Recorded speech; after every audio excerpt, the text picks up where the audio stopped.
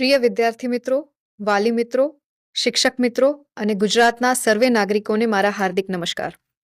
આજે હું ખૂબ આનંદ સાથે આપ સૌને એક ખાસ બાબત વિશે વાત કરવા આવી છું અને વાત છે મજાનું વેકેશન.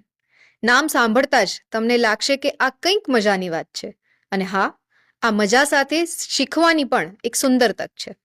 સૌપ્રથમ હું ચિલ્ડ્રન્સ રિસર્ચ યુનિવર્સિટીને હૃદયપૂર્વકના અભિનંદન પાઠવું છું.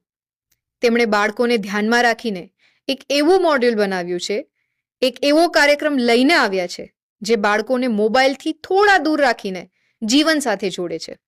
આજકાલ આપણે બધા જોઈ રહ્યા છીએ કે બાળકોનો મોટા ભાગનો સમય મોબાઈલ અને ટેલિવિઝનમાં જાય છે. તેથી આ પહેલ ખૂબ જ જરૂરી અને સમયસરની છે. પ્રિય બાળકો, વેકેશન એટલે માત્ર સૂઈ રહેવું, મોબાઈલ કે ટીવીમાં કાર્ટૂન જોયા કરવું કે ગેમ રમવી એટલું જ નહીં. પણ વેકેશન એટલે નવી વસ્તુઓ અજમાવવાનો સમય, કંઈક નવું શીખવાનો સમય. આ કાર્યક્રમ તમને કહે છે કે આવો રમતા રમતા શીખીએ અને શીખતા શીખતા રમીએ. આમાં ઘણી સરસ પ્રવૃત્તિઓ છે, જેમ કે છોડ વાવવા, પક્ષીઓ જોવા, ઘરમાં મદદ કરવી, નાની નાની વસ્તુઓ બનાવવી, વાર્તાઓ સાંભળવી. આ બધું કરતા તમે તમારી જાણ બહાર જ ઘણું બધું શીખી જશો.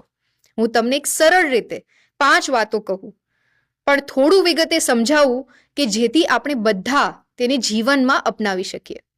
સૌપ્રથમ, આજકાલ આપણે સૌ જાણીએ છીએ કે બાળકોનો ઘણો ખરો સમય મોબાઈલમાં પસાર થાય છે.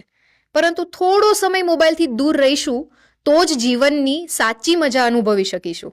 આ સમયમાં મિત્રો સાથે બહાર રમો, સાયકલ ચલાવો કે પરિવાર સાથે બેસીને વાતો પણ કરો. જ્યારે આપણે સ્ક્રીનથી દૂર જઈએ છીએ ત્યારે આંખોને પણ આરામ મળે છે, મન શાંત રહે છે અને સંબંધો વધારે મજબૂત બને છે. બીજું કે સાચું શિક્ષણ ત્યારે જ શક્ય છે જ્યારે શરીર અને મન બંને તંદુરસ્ત હોય.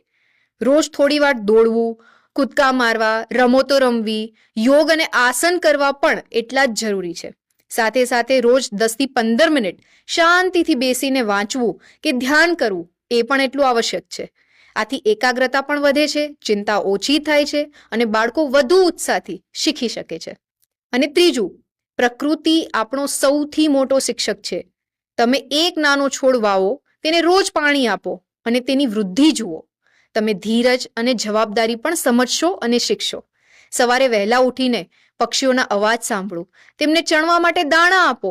તમે સંવેદનશીલતા અનુભવશો.